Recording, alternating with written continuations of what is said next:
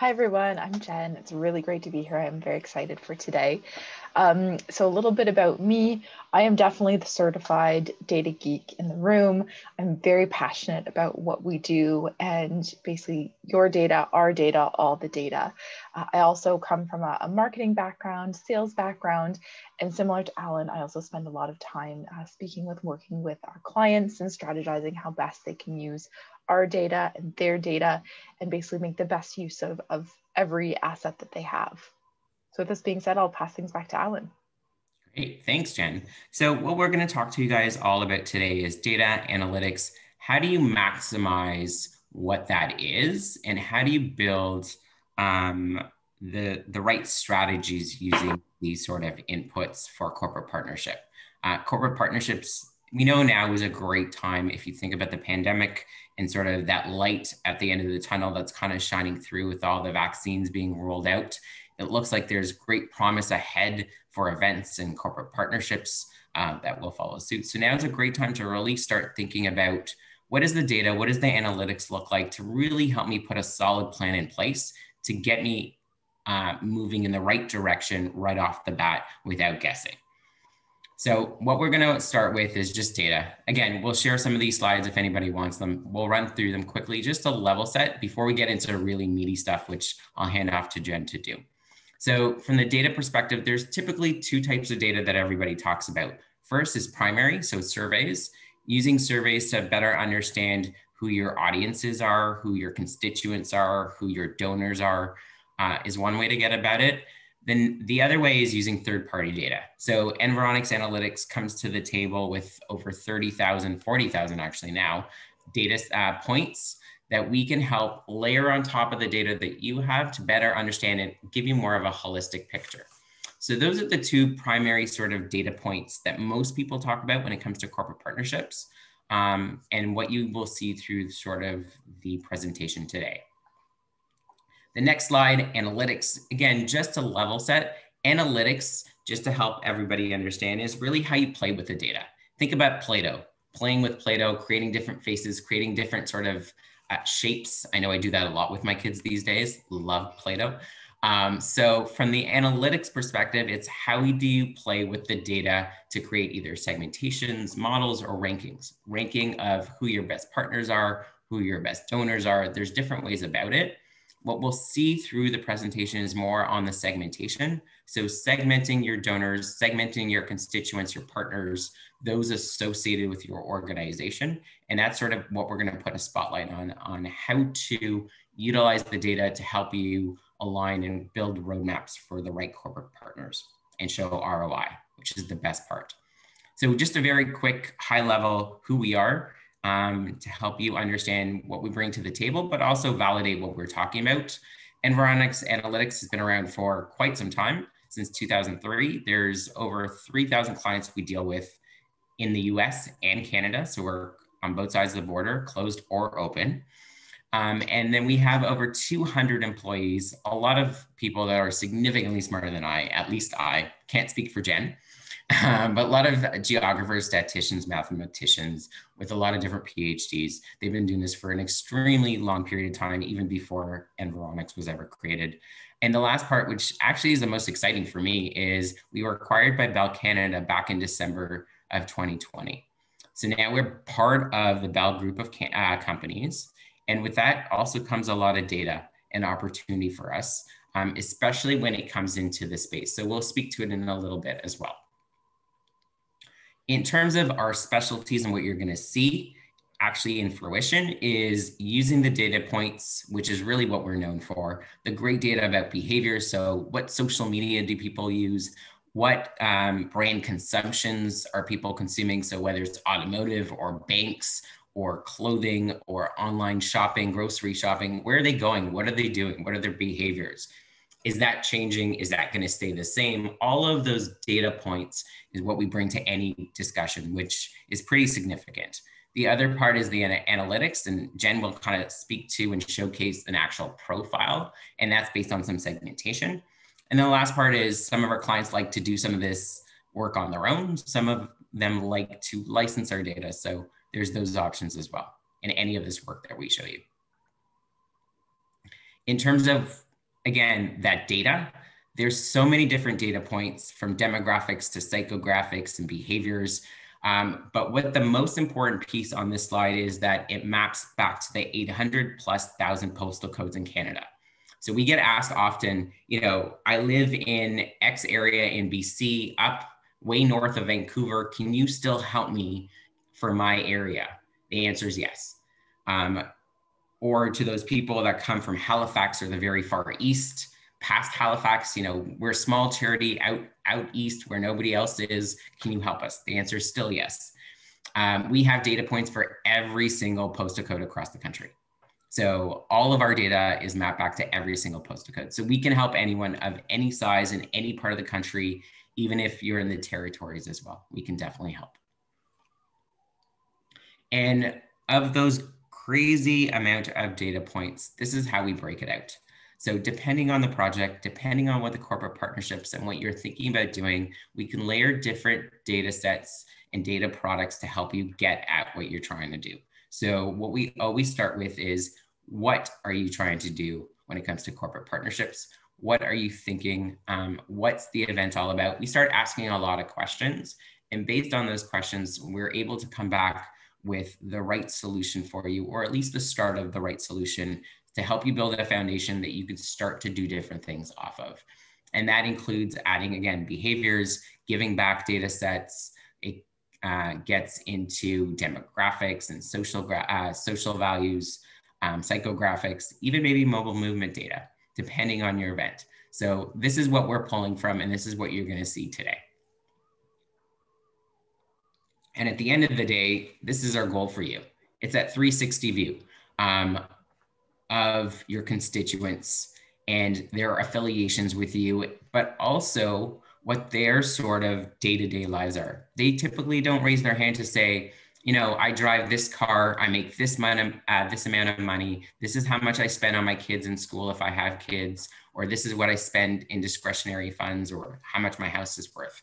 We help fill in the gaps and give you that 360 view. So when you're talking to a corporate sponsor or opportunity, you're actually able to package everything together and say, based on the data that we have, here are all the different data points. This is why this makes sense. Here's our case, an actual fulsome case. And this is why we want to partner for you, because there's an ROI for you and there's an ROI for us in terms of how we sort of engage with our constituency as well. So it's a win-win situation is what you're going to see here.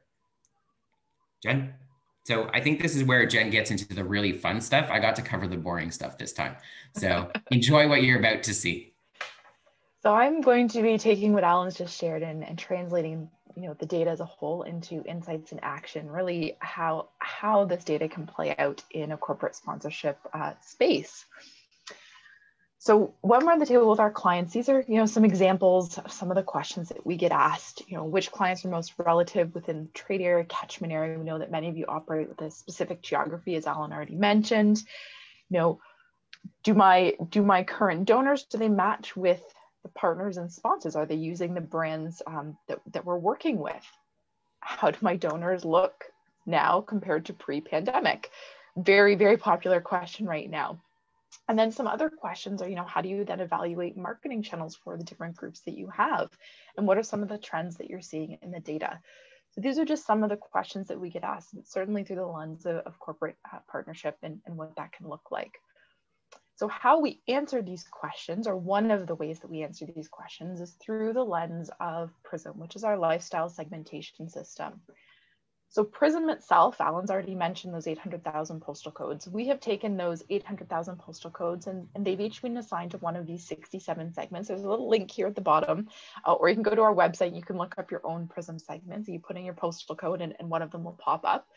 And these PRIZM segments are basically capturing similar, similar neighborhoods in terms of demographics, in terms of behaviors, in terms of media behaviors, in terms of brand consumption, in terms of values.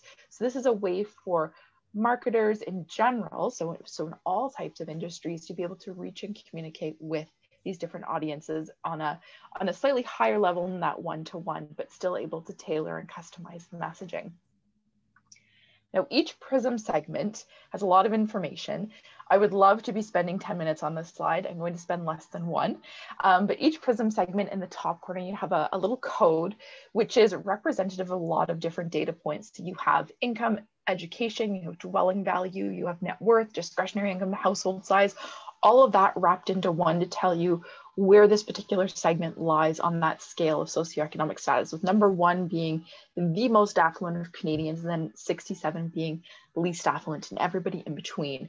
We're also capturing urbanity, which I can absolutely tell you plays a really big role in brand consumption. Huge difference between urban segments versus rural segments, even versus suburban segments, and the types of brands that they're interacting with. You have our segment name, which gives you kind of a little look and feel of the group along with that segment icon. And then of course, we're capturing those key demographics in that life stage group, whether you're youth, a family, or mature, and where you are in that life stage, which, as we know, is really important when you're speaking to different audiences, whether you're a very young family or whether you're empty nesters, and kind of everybody in between, from finishing your post-secondary education all the way up to being empty nesters and golden years, so to speak. Now, all of this to say, how do we then translate this data into actual corporate partnership and leveraging this for those conversations? So one of the ways to get started is to do a segmentation.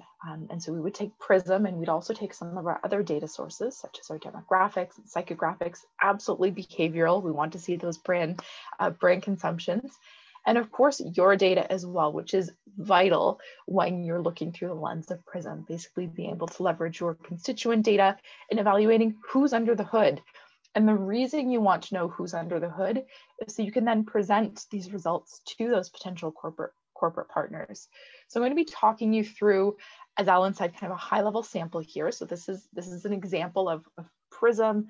We've got some sample data that we've used, and we've created 3 groups. And these are named after generations, but I will premise this by saying these 3 groups are by no means extensive evaluations of these generations. So we have our baby boomer group, we have a Gen X and older millennial group, and we have a younger millennial group. And I'm going to do a deep dive into those and what these different personas mean through the lens of corporate partnership. So first up, we have our baby boomers, and we have a whole bunch of different data points on here. So I'm going to pretend that I myself I'm an organization, and I'm looking to partner with another organization for, in this case, a golf tournament. And through my donor database, I've identified this one group, this baby boomer group that we have here. You can see a little icon in the top corner has golf clubs, hence the golf tournament example. And I want to basically have a conversation with an organization and ask them to sponsor this event. And what I'm bringing to the table is this data point. These are my donors, and this is what they look like. And this is who you're going to have access to at this event. So this particular example, I'm going to start out with our brand consumption. So I'm going to take a look here at the boomer group in the middle and see, what brands are they interacting with? And TD Canada Trust, in this case, is popping up quite strongly. You have almost 20% of this group basically has an account with TD Canada Trust, and that's 34% above the average. So they're more likely to be TD consumers than others. And so I'm going to be approaching, TD is who I'm going to be speaking with, and I'm going to be showing them this group. What I'm going to be sharing with them is that the attendees of this golf tournament belong to my baby boomer group. They have household incomes over here of $250,000, which is well over the average that we're looking at here. I'm going to be able to tell you that they're also a family group. They kind of have older children at home, given they're baby boomers. So you're kind of looking at 2 generations of possibly parents taking their children to this golf tournament as well, and what that looks like. And I'm basically also able to then share as well what other channels and access this group is on in terms of their media preferences. So I can see here that they're quite active on Twitter, they're quite active on LinkedIn, and it's starting to build that picture and that conversation, and also that plan of how I'm going to actually reach this group in terms of inviting them to the golf tournament. And then the last piece of what I'm going to look at is that messaging piece, the social values, which is incredibly important. So social values is getting at the core values and beliefs of Canadians. And this is the types of words and the imagery that you would be using to reach out to this particular group. And so when I'm coming to the table with TD Canada Trust here, I'm going to be showing them, look, I have a group of donors that are going to be at this golf tournament event. You have a strong contingent that are already your customers. This is a great opportunity for you to showcase some of your, basically some of your products and services. And we can then evaluate the success of this because we're using PRIZM, because we're using data. We're able to then evaluate this year over year and see what kind of that moving the dial, so that return on investment for your corporate partners. So we're going to assume TD Canada Trust has signed up and said, yes, we'll be a sponsor for this event. Next year, you're able to then show them how you've moved the dial on your particular donor base, how you've grown. We have X amount more of this baby boomer group available to you. We can see where they've moved that dial in terms of this percentage here, year over year. It's a really great opportunity, again, to show and demonstrate how seriously you're taking your own data and the value of your data to TD Canada Trust. So we're going to switch gears a bit. We've talked about our little baby boomers here. We're now going to take a look at our Gen X and older millennials. So I'm going to point out, for those of you that aren't aware, but millennials are turning 40 this year. Your oldest millennials are 40. So I know we talk about millennials being younger group, but actually they're moving into that middle age. So for this particular group, we have some Gen X and some older millennials that we're talking to. You can see, again, similar characteristics that we saw with boomers. You have some household income over here in the top corner. You see that they're definitely the prime households with children. You have over 50% have children at home. So we're talking about, that family age group. And the event that we're thinking of here, and that, we pulled out this group and we're going to tailor it to, is we're having a family fun day. So we want the whole family to come and join in. And of course, similar to the baby boomer, the golf tournament, we want to obviously have sponsors come to the event. So again, going to take a look here on this brand consumption. Oh, look who's popping out to me. McDonald's is showing up. Almost 50% of this group attends McDonald's. They're 32% above average. This is who we would like to approach and say, hey, McDonald's, we've got this great Gen X and older millennial group. They have children at home. I can see some Happy Meals being really popular here. In addition, I can tell you a lot about their media behaviors and where we can find them in terms of our marketing and our initiatives here. And I can also tell you a bit about their values and how we're going to match your values with our values, with their values. So some of the ones that are popping out here, one is effort towards health. And when I'm thinking of Happy Meals, I have two little guys, so I know Happy Meals. I'm thinking of sliced apples here. So that sliced apples and then the yogurt. So when I'm thinking about that effort towards health in this family fun day, is why we're partnering with McDonald's, is that they're offering these great snacks for children while having this great event. And again, going back to what I was talking about with the previous group, you can then offer your partner that measurement of where have we moved the dial in terms of the number of donors that are coming through this group. How many more people have we seen this year versus last year that you now have access to and you're now going to be able to speak with. And then of course, taking a look at that percentage down here, where have we moved the dial there in terms for you, yourself.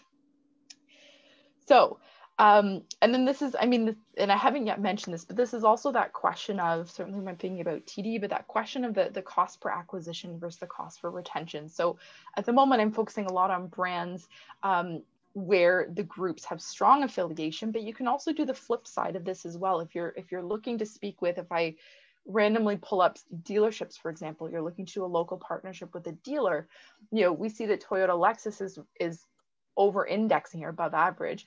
But let's say you have a GM dealership that you're speaking with and you'd like to partner with them, and you're showing that this particular group is below average.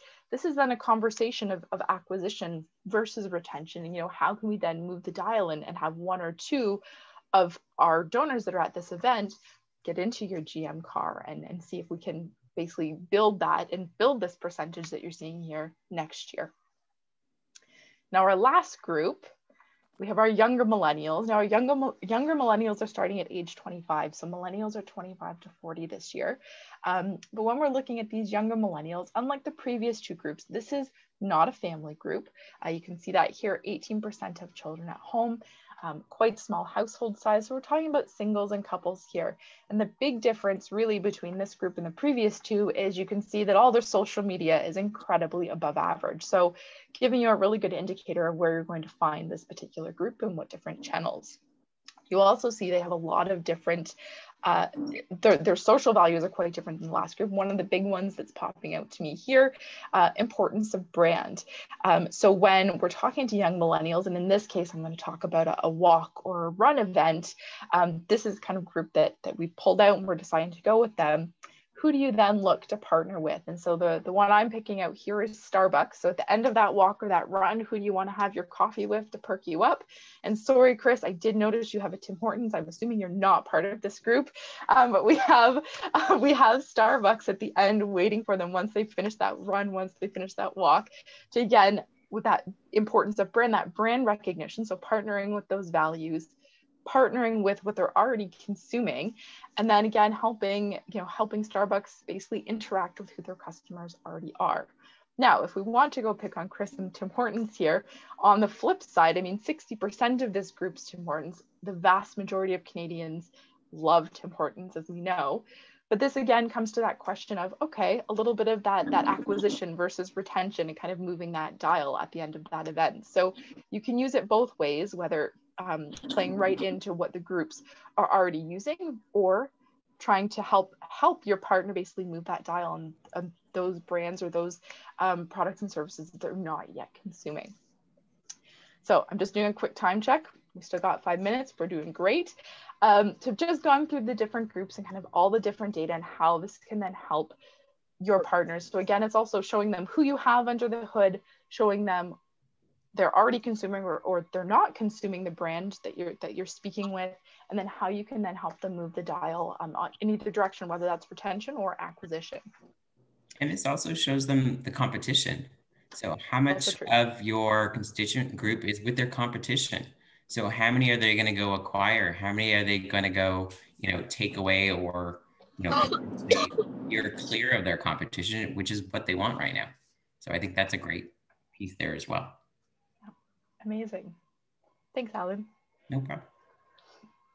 So with this being said, all of these different pieces then play into that integration for partnership and acquisition. So it plays into, all of the different promotion of said event, TV, radio, out of home, digital, mobile media, direct marketing pieces as well, email, so on and so forth. But you can also then leverage this again for your internal market research aspects. You can help your partner, your corporate partner as well with some of these different pieces, again, trying to reach those different audiences and kind of leverage all of the different pieces of this data to help all aspects of that event that you're looking to do, both from the actual corporate partnership part of things, but building up and kind of getting everybody together and getting all the moving pieces together through the lens of all of this data.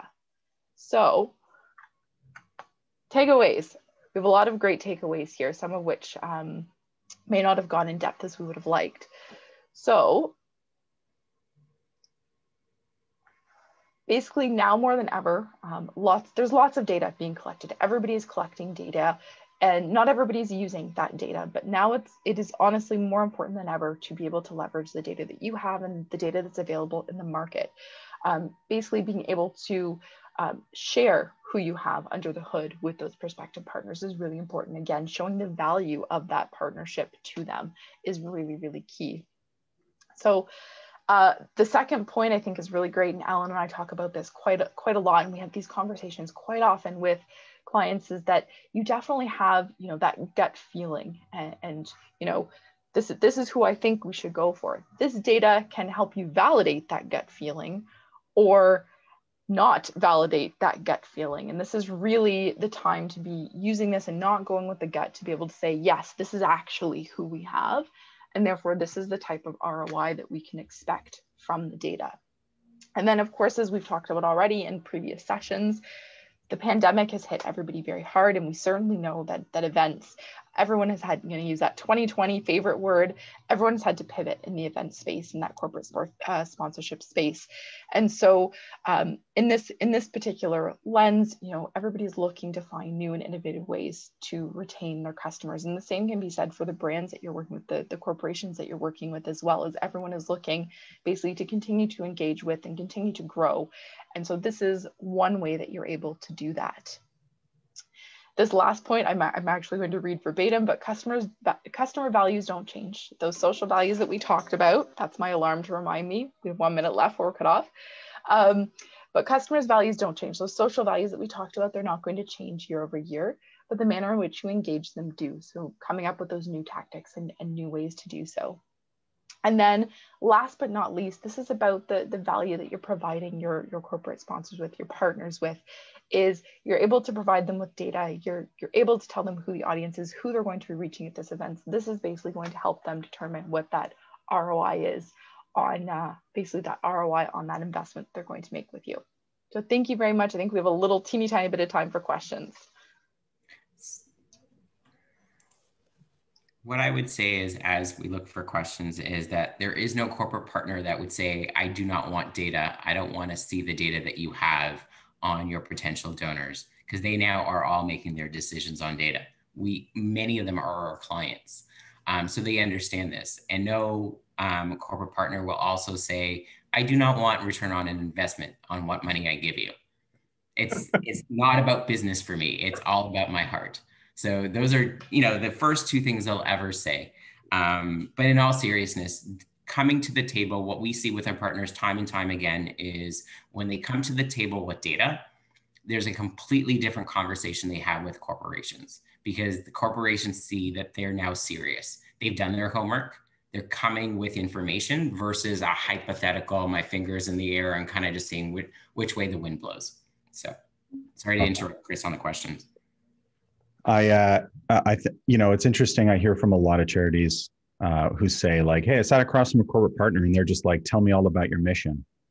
And I always ask the question, did you present them audience data? And the response is no. Because in the absence of data, the partner sees you as a mission-based org.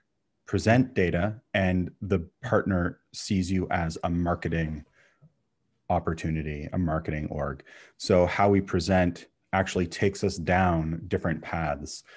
And I would argue, obviously my bias is pretty strong, but their marketing dollars are where you want to be right now. Mm-hmm. I have yet to hear from a company say, oh, we're in recession. Cool. I don't have any sales goals this quarter. In fact, it's the opposite, right? Like I'm being driven even harder by my sales team to make every dollar count. Yeah. They pour more money into advertising and partnerships right now coming out of a recession because they have to compete harder for consumer dollars. So beautiful. For anyone that tells you that I have less money to spend on you, you've opened the wrong door.